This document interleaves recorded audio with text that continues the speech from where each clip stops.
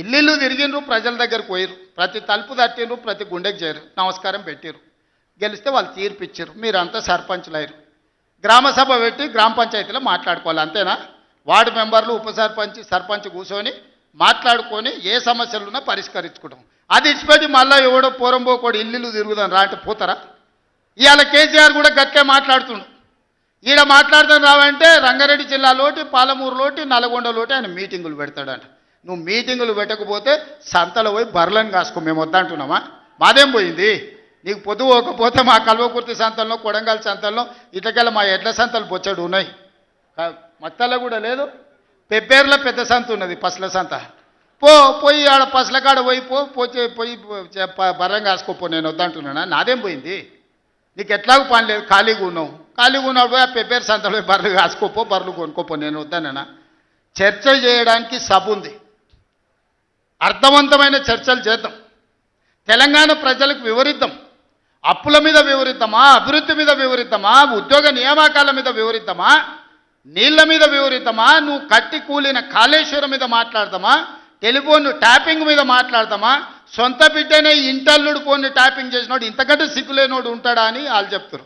ఓ పక్కన నేను 1 కోటి మంది ఆడబిడ్డలకు చీర పెడతా, సారె పెడతా నేనంటే ఉన్నొక్క చెల్లెల్ని ఇంట్లోకెళ్ళి బయటకు వెళ్ళగొట్టిన వాడు ఆస్తిలో వాటా అయ్యేస్తుంది. గంత పనికిమాలినోడు, సొంత చెల్లెలకే చీర పెట్టలేనోడు, సొంత చెల్లెలకే పండుగ పూట బుక్కెడు బువ్వ పెట్టనోడు వాడు కూడా ఒక మనిషా? మా ఆడబిడ్డలను ఆలోచన చేయమని అంటున్నా. ఏం ఆశిస్తామమ్మ పుంటింటి కాడ మనం? చెప్పురి.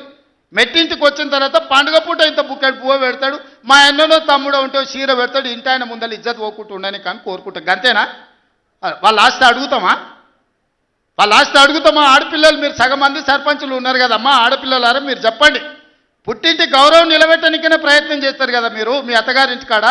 వాళ్ళ ముందర మీకు ఇజ్జత్ లేకుండా పండుగ పూట తల్లిదండ్రులు వాడు అన్ననో తమ్ముడో ఉంటే పండుగకి ఇంటికి కూడా విలువకపోతే మీ అత్తగారి ఇంటికాడ, పక్కింటి కాడ, తోటికోడల ముందర ఇజ్జత్ పోతుంది. అమ్మ గిత్త కంటే అవమానం ఉంటుందా? ఓ పిలిచో సారి చీర పెట్టకపోయినా మీరే కూడా పెట్టుకుని ఉంటే వానికి ఇచ్చో చీర కొని నువ్వు పెట్టినట్టు అన్న చేయరా అంటాం.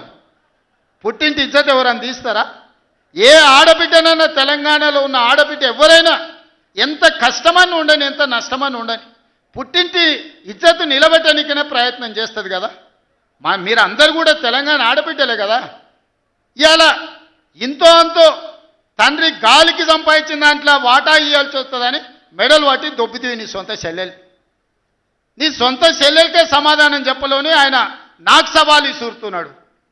ఈ అవ్వ లాగులో తొండలు ఇచ్చి కొత్త బిడ్డ నేను అనుకుంటున్నావేమో. నా సంగతి ఇంకా తెలియదు, మీ నాయనని అడిగి ఇంటికి పోయి చెప్తాడు. అమెరికాలో బాత్రూమ్లు అడిగినట్టు అనుకుంటున్నావు నాతో మాట్లాడు అంటే, నేనేదో మార్చుకుంటుడే పోని అవలో పోరోడు గాలికి తిరిగేటోడి గాలికి అంతో నాకెందుకని ఇవన్నీ వేషాలు. ఇంకా పక్కలో ఒక నలికుట్లోడు ఉంటాడు, 6 అడుగులు ఉన్నా అనుకుంటాడు, అంత తలకాయ ఎక్కడుందో నాకు తెలియదు.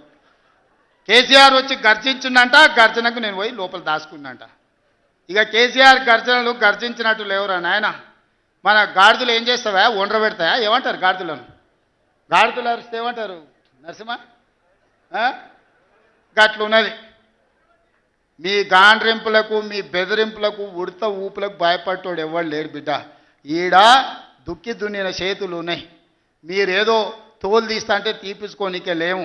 నీ కండలు కరిగినాయి, మిగిలిందే తోలు. ఫస్ట్ నీ తోలు సంగతి చూసుకో, నీ తోలు సంగతి చూసుకో.